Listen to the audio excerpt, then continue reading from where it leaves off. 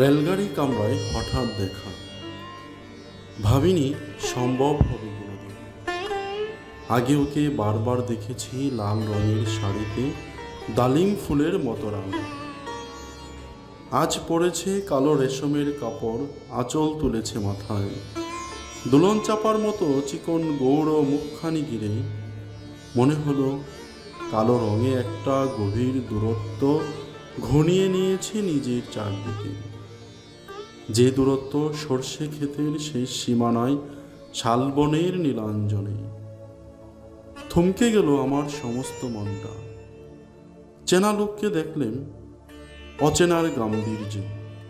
হঠাৎ খবরের কাগজ ফেলে দিয়ে আমাকে করলে নমস্কার। সমাজবিধির পথ গেল খুলে, আলাপ করলেন শুরু। কেমন আছো, কেমন চলছে সংসার ইত্যাদি। সে রইল জানলার বাইরের দিকে চেয়ে, যেন কাছের দিন ছোঁয়াচ পার হওয়া চাহি না। বুঝিয়ে দিলে হাতের অস্থিরতায় কেন এসব কথা। এর চেয়ে অনেক ভালো চুপ করে থাকা।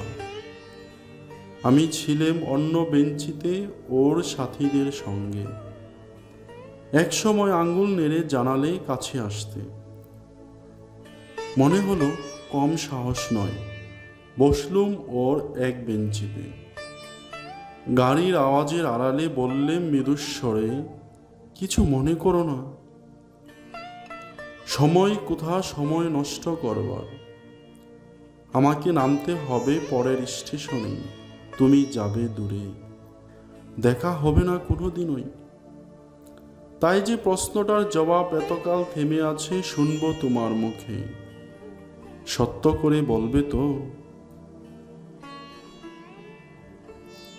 আমি বললাম, বলবো।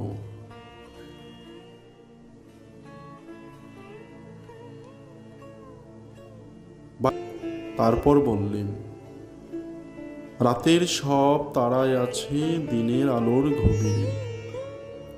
খটকা লাগলো, কি জানি বানিয়ে বললেন নাকি। ও বললে, থাক এখন যাও ওদিকে। সবাই নেমে গেল পরের স্টেশনে, আমি চললেম একা।